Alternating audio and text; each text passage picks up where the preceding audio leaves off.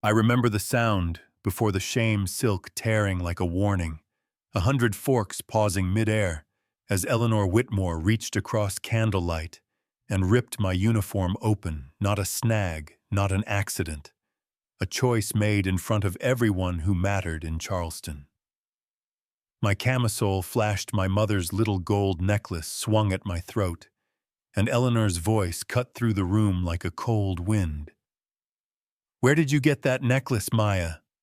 And don't lie." Before I could find my breath, Lucas stood so fast his chair skidded, crossed the room, wrapped his blazer around me like a shield, and said the one thing no one expected him to say to his mother. "Enough, you don't touch her." Yeah, that happened. The necklace, it's a magnolia small and warm as a thumbprint. It belonged to my mother, Myra, a maid who served this house with a steady back and quiet hands. And if you've ever had the last soft thing you own dragged out into the light like a crime, you know what I mean. Your skin goes prickly, the room leans in, every whisper starts acting like a judge. Eleanor did not flinch. She never flinches, she said. My mother confused gratitude with ambition, that I was parading. Like dignity on a black woman becomes arrogance if it walks through the wrong door. Before I could defend a single thing, Lucas took my hand, looked at me like I was not a scandal, but a future, and said, "I love her. I intend to marry her." The room gasped, like a wave hitting stone glasses, chimed for all the wrong reasons, and somewhere near the end of the table, Charlotte Avery sat perfectly still, pearls bright as teeth, a smile that said, "This is not over." In houses like the Whitmore estate, wars begin with tea, not fists, with guest lists and gentle voices that can slice you to ribbons if you're not used to that kind of weather. I kept working because I know how to keep moving. With my head up, Clara slipped me a spare dress and a steady look that said, "Be wise, not loud," while Eleanor and Charlotte learned to say my name without saying it, calling me some people who forget their place, inviting me into rooms to prove I didn't belong, then accusing me of acting like I did. At the museum fundraiser, I stood beside Lucas under glass and gold, and I heard it. Charlotte's voice sugar-sweet beside a banker's wife. It's impressive, how she moves, almost like she rehearsed it. And that word did what it's meant to do. It turned my backbone into a performance in their minds. It built a lowercase doubt in Lucas's eyes, not a storm, just a shadow, the kind that shows up at the edge of a good day and waits. Then came the handkerchief, white linen, with Lucas's monogram, a pressed magnolia tucked inside like a secret wink placed on my lap during lunch. When I hadn't brought it, hadn't even worn a pocket, and when I held it up, the table turned into a jury, I said it wasn't mine. Of course I did, and on the carriage home, Lucas stared out at Market Street lights and asked quietly, "How did it get there, Maya?" Not cruel, just tired, and tired is where doubt builds its nest. The library came next, and if you've ever felt a trap before, you could see it. You know that prickle along your arms, Henry Alcott leaning by the fireplace with a brandy and a smirk, stepping too close, brushing my hand, like proximity is permission. And then the door opened, and there was Lucas catching the worst single frame of a whole moving truth, me pulling away. Him arriving half a second late, and the picture told a lie better than any speech. It's not what it looks like. I said we all say that when we're standing in a room that hates context, and he swallowed, "Every time there's another story," and walked out with the hurt held tight and quiet like he'd been trained to carry it. The twist didn't come with shouting. It came with paper at the governor's ball, where chandeliers look down on you like they already know your sins. Charlotte floated over with a cream envelope and a voice the room could hear. "This must be yours."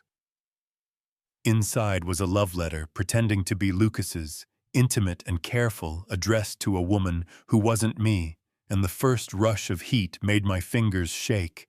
Then the second wave was anger, because I know the slant of his handwriting, like I know the lines of my own palm. This is not his truth. I said, not his words, not his hand, and the circle tightened like a noose. And that's when Lucas arrived, took the letter, scanned it, and tore it clean in two. I didn't write this.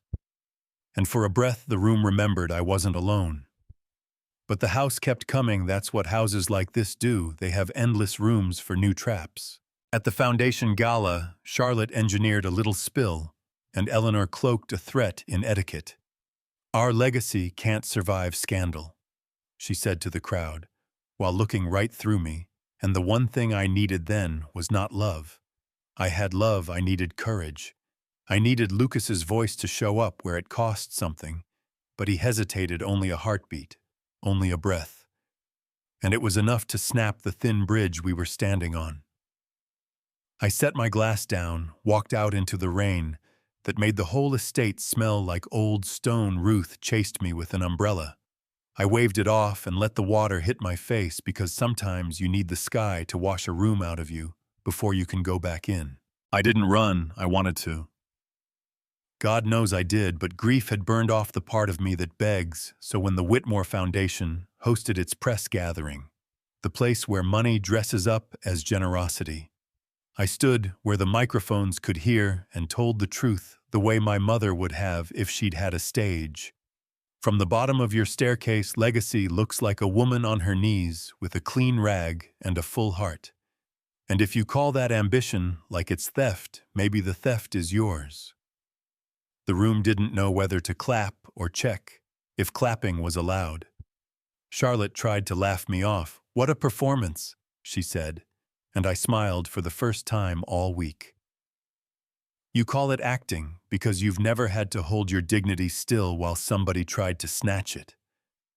I'm not performing, I'm surviving out loud. Then I did the scariest thing. I turned to Lucas without pleading and gave him the only door that was honest. I don't need a rescuer. I need the truth. If you love me, say it where it costs you. If you don't say that too, the middle is killing us. He stared at me like a man who had been taught all his life to pick the calmest water, then finally decided he knew how to swim. Enough, he said. Not sharp, just done. No more lies, no more staged proof, no more treating the woman I love like a rumor with a pulse. If legacy means standing on someone's neck, then the legacy can go, I choose Maya. You could feel it move through the room, a ripple you can't unfeel, a few cheers, a few gasps. Eleanor's face flickered, Charlotte's smile fell clean off. Clara put a hand to her heart, like a prayer God answered on time for once in me. I breathed, not a cinematic sob, not a collapse, just air finally reaching a room in my chest that had been closed for years. Here is the part people argue about the ending that doesn't wrap itself in a bow. Winning did not erase the mess the board still called the papers, still wrote little sermons disguised as society columns. Old money has 9 lives and none of them include apology. Eleanor did not become kind because a speech landed. She became quiet, which in her language is a warning. Charlotte stopped with the letters and started with patience, which is somehow worse. But when I walk the front hall, now no one tries to tear the magnolia from my throat. When I stand beside Lucas, people have to use my name or leave me alone, and at the end of the day, I go to the oak in the garden and tell my mother out loud, I didn't run. And sometimes I swear I hear the soft laugh I grew up on. Sometimes I hear nothing and stand anyway. A week later, Eleanor found me in the portrait gallery, said, You've made this difficult. And I told her, So did you for a very long time. She asked if I would apologize for the spectacle. I said I would not, but I would accept one. She blinked, nodded once. Not surrender, not agreement. Acknowledgement. And maybe that's what change looks like in houses that only trust mirrors, not much, but something you can build a morning on. People ask if I think love beat legacy that night. I don't know, I think love found its voice and legacy realized it wasn't the only language in the room. I think Charlotte is still working phones. I think the city will keep gossiping, because that's what cities do when they're bored and afraid, and I think truth is stubborn if you feed it daily. So tell me what you see. Was I right to speak into that microphone? Was Lucas too late or right on time? Does protecting a family name ever justify breaking a person's name in half? Have you lived through a room where whispers got to be louder than facts? Drop your take, your story, your protest. I want the comments to argue and heal in equal measure. And if this hit that tender place in you, share it, subscribe if you believe dignity beats rumor, because your voice, like mine, counts more than they want us to think.